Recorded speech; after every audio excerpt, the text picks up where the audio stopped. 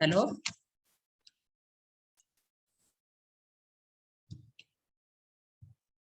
हाँ जी हिम्मत। हाँ जी सर। अच्छा, ओ ना ऑनलाइन।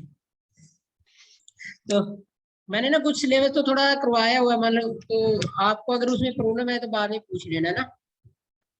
ठीक है सर। उसमें से थोड़ा सा जो मेन है जहां से, तो मैं आपको करवा भी देता हूँ आपको भी। डीबीएमएस में ठीक है सर। मतलब कि डाटाबेस मैनेजमेंट सिस्टम, ठीक है ना? यानी कि जी जो वैसे सर ये सब्जेक्ट ना हाँ बी वॉक में भी था, ये सब्जेक्ट ना बी वॉक में भी था। आपके पास था ये? जी सर। अच्छा अच्छा, एक चलो कोई ना, करना तो है ही अपने को तो। जी ठीक है ना। DBMS mean database management system, यानी कि जब आप डाटाबेस को ऑनलाइन हैंडल करते हो, उसको क्रिएट करते हो, उसको मेंटेन करते हो, या उस पे कोई भी ऑपरेशन लगाते हो, जैसे इंसर्ट करना, डिलीट करना, अपडेट करना, तो वो एक सॉफ्टवेयर के थ्रू होता है। वो हमारा डाटाबेस मैनेजमेंट सिस्टम है, मतलब वो एक सॉफ्टवेयर है डीबीएमएस, ठीक है ना। तो ये दो चीजों से मिलकर बनता है, कि जिसमें मेन पार्ट है, एक है डाटाबेस, यानी कि हम डाटाबेस बनाएंगे, क्योंकि डाटाबेस किसी भी का भी अलग अलग भी हो सकता है ना, लेकिन वर्ड कॉमन है कि हमारे पास डाटाबेस क्या है। तो डाटाबेस में क्या होता है कि हम डाटा कलेक्ट करते हैं, ठीक है ना। अब डाटा क्या होता है? डाटा होता है हमारा रॉ मटेरियल, चाहे वो आपकी इंफॉर्मेशन से रिलेटेड है, या मान लो अगर आप एक प्रोडक्शन की बात करें, एक कंपनी है ना, या कोई मैन्युफैक्चरिंग का काम करती है, तो जो वो रॉ मटेरियल खरीदते हैं, वो भी उनके लिए एक डाटा है, जिसपे वो प्रोसेसिंग करते हैं, फिर उसके बाद उसको एक प्रोडक्ट में कन्वर्ट किया जाता है डिफरेंट प्रोसेस के थ्रू, ठीक है ना। तो वैसे ही हमारा भी डाटा एक रॉ मटेरियल है, हम उस पर प्रोसेसिंग करते हैं, फिर उसको इंफॉर्मेशन में जनरेट करते हैं, या आपको उसको कैसे मैनेज करना है, किस टाइप्स के आपको उसको हैंडल करना है, ठीक है ना। मान लो जैसे मैंने ये यहाँ लिख दिया 1 2, तो 1 2 एक तरह से डाटा है, लेकिन हम ये नहीं कह सकते 1 2 है क्या, है ना। अगर मैं इसके सामने रोल नंबर लिख देता हूँ तो ये रोल नंबर बन गया। अब हम इसको कह सकते हैं कि रोल नंबर 12 है। अगर सिंपल हम जी 12 लिखेंगे तो 12 की कोई एग्जिस्टेंस नहीं है, अपने आप में वो कुछ कह ही नहीं सकता। वो तो एक सिंपल नंबर है, नंबर कुछ भी हो सकता है, किसी की आईडी भी हो सकती है वो, है ना। तो जी इस पर हमने एक प्रोसेसिंग कर दी। प्रोसेसिंग क्या कर दी? इसके साथ एक वैल्यू अटैच कर दी, एक एट्रीब्यूट अटैच कर दिया। वो एट्रीब्यूट क्या है? रोल नंबर, आईडी, या डेट ऑफ बर्थ, या जो भी आप कहना चाहो फॉर एग्जाम्पल। तो हम उसको एज ए क्या, किसमें कन्वर्ट कर लिया उसको, हम रिकॉर्ड में। ये क्या बन गया हमारा रिकॉर्ड इस तरह से। जैसे मान लो टेबल से मैं आपको करके दिखाता हूँ ये चीज।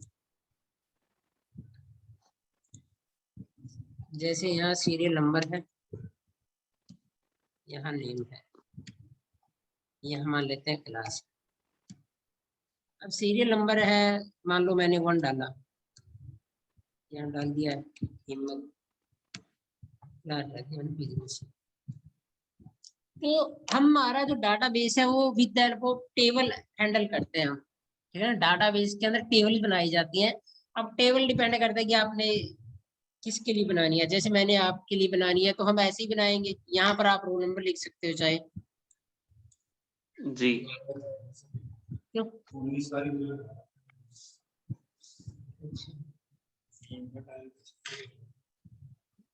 ठीक है ना। अब मैंने यहाँ रोल नंबर लिख दिया तो रोल नंबर 1 हो गया ना। नाम उस बंदे का हो गया हिम्मत, और क्लास होगी पीजीडी। अब ये जो रोल नंबर है, नेम है, क्लास है, इसको बोलते हैं हम एट्रीब्यूट। एट्रीब्यूट बोल सकते हैं, जो कॉलम में वैल्यू है ना, जी इनको हम क्या बोलते हैं? एट्रीब्यूट। और जो ये वाली रो जनरेट हुई है ना, ये हमारी होती है रिकॉर्ड। तो जैसे जैसे हम पर्सन की एंट्री करते जाएंगे, उतने ही रिकॉर्ड इसमें एंटर होते जाएंगे, ठीक है ना। बट अगर मैं ये चीजें हटा दूं इस टेबल से, और एक सिर्फ यहाँ पर 1 रख लेता हूँ, यूज करता हूँ, तो 1 की कोई वैल्यू नहीं, अपने आप में कोई एग्जिस्टेंस नहीं है ना। अब तो ये डिफाइन कर रहा है कि ये रोल नंबर 1 है, किसका है? हिम्मत सिंह का, और क्लास उसकी पीजीडीसी है। ये एक रिकॉर्ड बन गया, लेकिन हम यहाँ पर अकेले वन को कुछ नहीं कह सकते, तो हमने इस पे प्रोसेसिंग कर दी, उसको अलग अलग एट्रीब्यूट से को रिलेट करके दिखा दिया अपनी टेबल के अंदर, तो ये हमारा एक रिकॉर्ड बन गया और ये हमारी एक टेबल है। तो डाटाबेस के अंदर हम टेबल से डाटा को हैंडल करते हैं जब हम डीबीएमएस की बात करते हैं, ठीक है ना। तो डाटाबेस क्या हुआ, कलेक्शन ऑफ रिलेटेड टेबल, इसमें एक भी टेबल हो सकती है, एक से ज्यादा टेबल्स भी हो सकती है। जैसे अभी हमने एक टेबल बनाई है, तो भी ये एक तरह का डाटाबेस है जो एक क्लास का डाटा को हैंडल करता है। अब हम इसमें कोई जैसे अकाउंट्स वाले एक टेबल बना लेते हैं, तो अकाउंट्स वाले का जो टेबल होएगा आपसे रिलेटेड होएगा, वो कुछ ना कुछ, मान लो वहां पर आपका चाहे नेम ना हो, रोल नंबर होएगा, फिर आपने कितनी फीस पे कर दी है वो होएगा, तो इस टाइप से वह एक दूसरे से रिलेटेड टेबल्स है, ठीक है ना। जी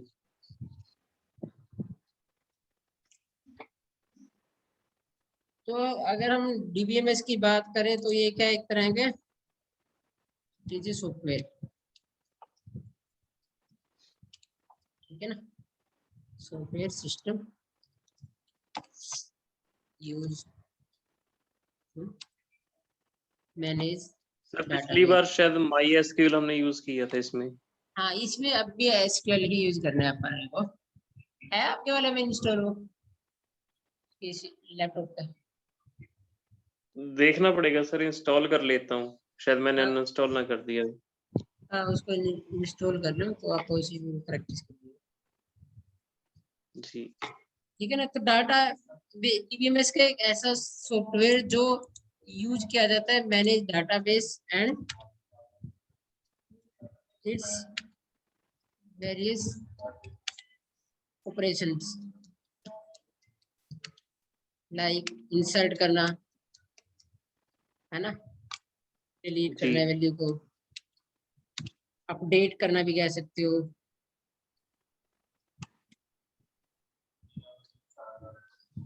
और आप रिट्रीव करना भी कह सकते हो। ये तो वर्ड आपको पता ही होगा, जैसे आप यहाँ वैल्यू इंसर्ट कर दी तो ये इंसर्ट हो गया, है ना।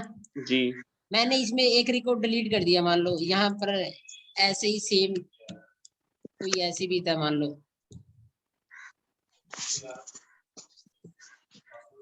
तो जब मैं इसको डिलीट कर दूंगा तो वो ऑपरेशन हमारा क्या होगा, डिलीट का होगा, है ना। ये तो अभी जी हम इसमें कर रहे हैं ना, सिंपल, उसमें उसकी कमांड होती है, कमांड के थ्रू हम करते हैं, ठीक है ना।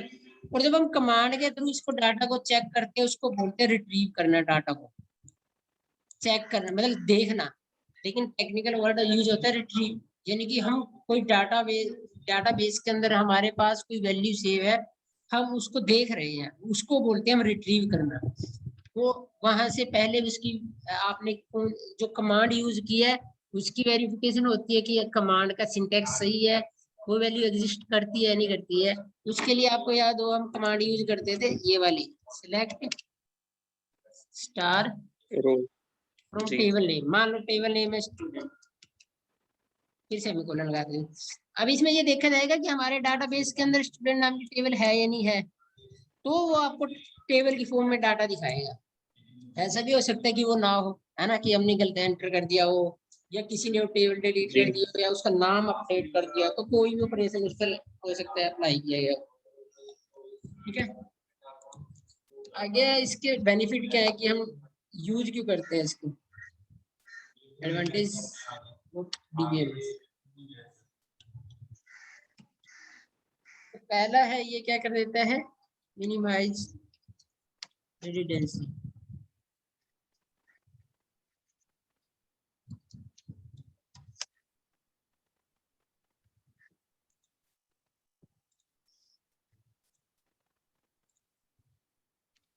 रिडंडेंसी का मीनिंग होता है डुप्लीकेसी। अगर हमारे पास एक सॉफ्टवेयर है जिसके थ्रू हम एंट्री करते हैं, तो वहां पर क्या होता है, एक रिस्ट्रिक्शन लग जाती है कि आपने जो वैल्यू एंटर करनी है वो यूनिक होनी चाहिए।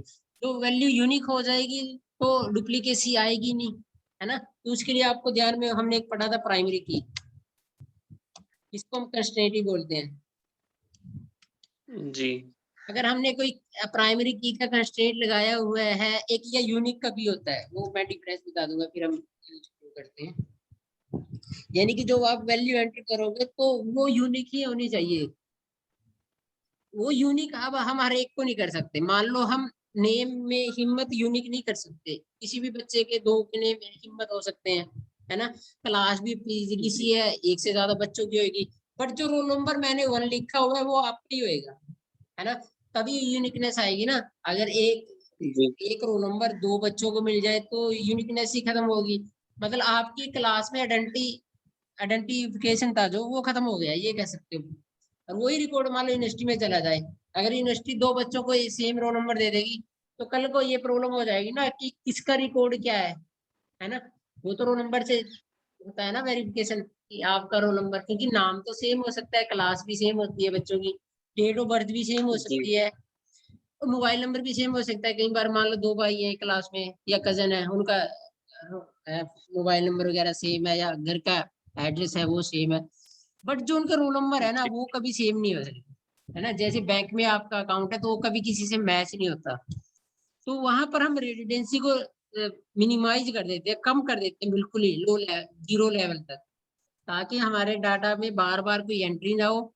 अगर जितनी ज्यादा डुप्लीकेसी होगी, जो हमने ऑपरेशंस के बारे में पढ़ा है ना, इंसर्ट करना, डिलीट करना, अपडेट, रिट्रीव, तो ये प्रॉपर काम नहीं करेंगे। ठीक है ना। मान लो 2 बच्चों का रोल नंबर सेम है, किसी के सब्जेक्ट्स के मार्क्स हमने बढ़ाने हैं, ठीक है ना, यूनिवर्सिटी ने, तो जी वो बढ़ाएगी, एक बच्चे का बढ़ जाएगा 2 का, क्योंकि रिकॉर्ड ही 2 बच्चों के लिए है वो सेम, है ना। तो इस टाइप की, मतलब जब हमें जरूरत होती है तो हम डीबीएमएस का यूज करते हैं। ठीक है सर। आगे है एलिमिनेशन ऑफ इनकंसिस्टेंसी।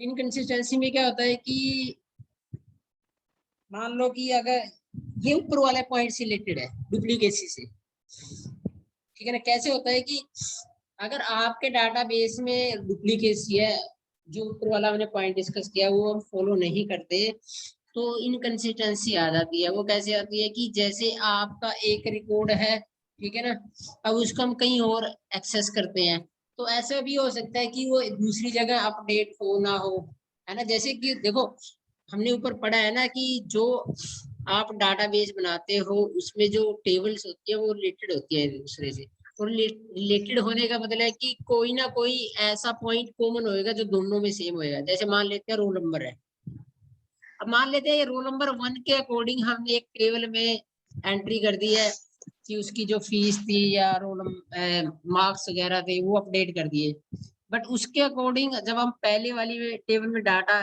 चेक करते हैं तो अपडेट नहीं मिलता, ठीक है ना।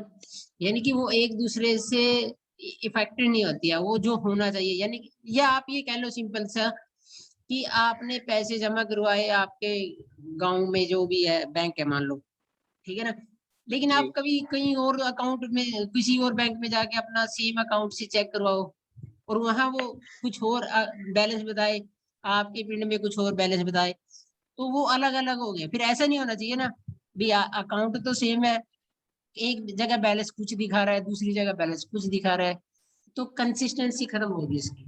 तो कंसिस्टेंसी बनी रहनी चाहिए, जी और ये उस चीज को खत्म कर देता है ना। ये मान लो हमें डाटा कंसिस्टेंसी की फॉर्म में देता है, यानी कि इसमें भी डुप्लीकेसी का रोल है, आप ये सीधी सी बात कह लो। शेयरिंग ऑफ डाटा होता है बच्चे, यानी कि हम इसके बेस पे डाटा को शेयर कर सकते हैं, जिसका छोटा सा एग्जांपल मैंने अभी आपको दिया ही था कि जो आपका अकाउंट चेक होता है वो कहीं पर भी हो जाए, वो शेयरिंग का ही यूज है, ठीक है ना। कि हम हमारा अकाउंट नंबर कहीं पर भी चेक कर सकते हैं या आप रिजल्ट अपना कहीं पर भी चेक कर सकते हो, तो वो ऑनलाइन शेयर्ड है वो डाटा एक तरह से, ठीक है ना। तो कोई भी यूजर कहीं पर भी अपना डाटा को कैसे भी एक्सेस कर सकता है। डाटा की सिक्योरिटी होती है इसमें। सिक्योरिटी कैसे होती है, ताकि कोई भी अनऑथराइज पर्सन उसको एक्सेस न कर पाए। जिसके पास यूजर नेम है या पासवर्ड है, जिस लेवल का सिक्योरिटी उन्होंने लगाई हो या वो लगी होनी चाहिए। जैसे बैंक में आप जाओगे ना, आप देखोगे जब अपना सिस्टम को एक्सेस करते हैं, वो हमेशा उनके पास एक डिवाइस रखा होता है, बायोमेट्रिक टाइप बोलते हैं उसको। वो अपना थंब इम्प्रेशन वगैरह कुछ लगाते हैं, तब उनका अकाउंट ओपन होता है। यानी कि अगर कैशियर उस पीसी पे बैठा है तो उसकी एक्सेस सिर्फ उस कैशियर को ही है, ठीक है ना। वो क्या है, सिक्योरिटी है। फ्लेक्सिबिलिटी इम्प्रूव हो जाती है। फ्लेक्सिबिलिटी होती है कि आप कभी भी कैसे भी इसको एक्सेस कर सकते हो, इसमें चेंज कर सकते हो। फ्लेक्सिबिलिटी का मतलब ये होता है ना कि हम कोई जो आपके पास टेक्निक है या डाटा है या कुछ भी है, उसमें आप इजीली चेंज कर पाओ और उसका इफेक्ट हर जगह पर शो हो, ठीक है ना। फ्लेक्सिबल होनी चाहिए चीज। या हम जैसे कहते थे कोई काम करते हैं तो कितना फ्लेक्सिबल है, जिसको हम यूज कर सकते हैं कहीं पर भी कैसे।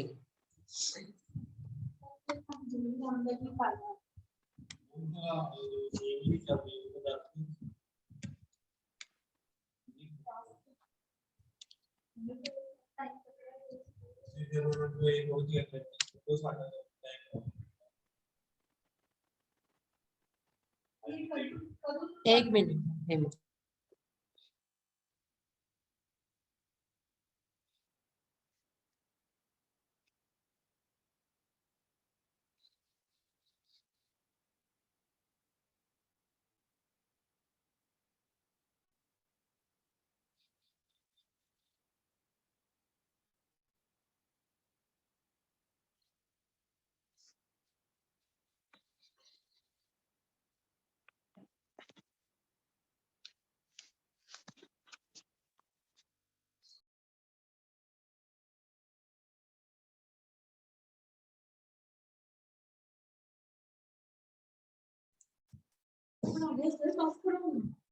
बस एक पॉइंट बढ़ा दो आगे।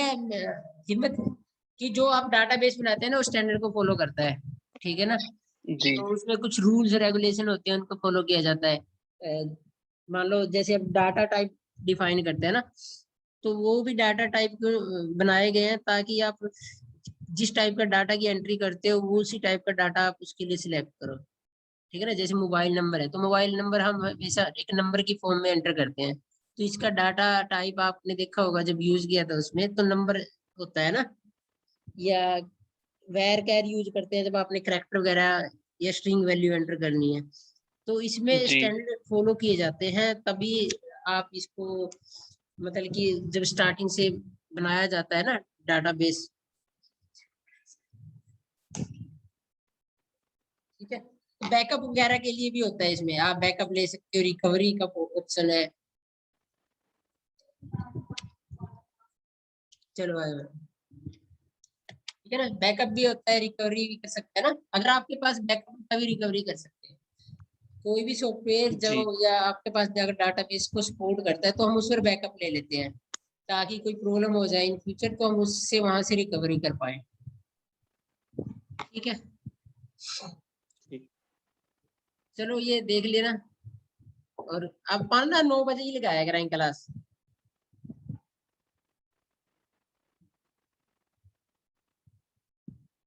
हाँ जी हिम्मत। हाँ जी सर, ठीक है 9 बजे।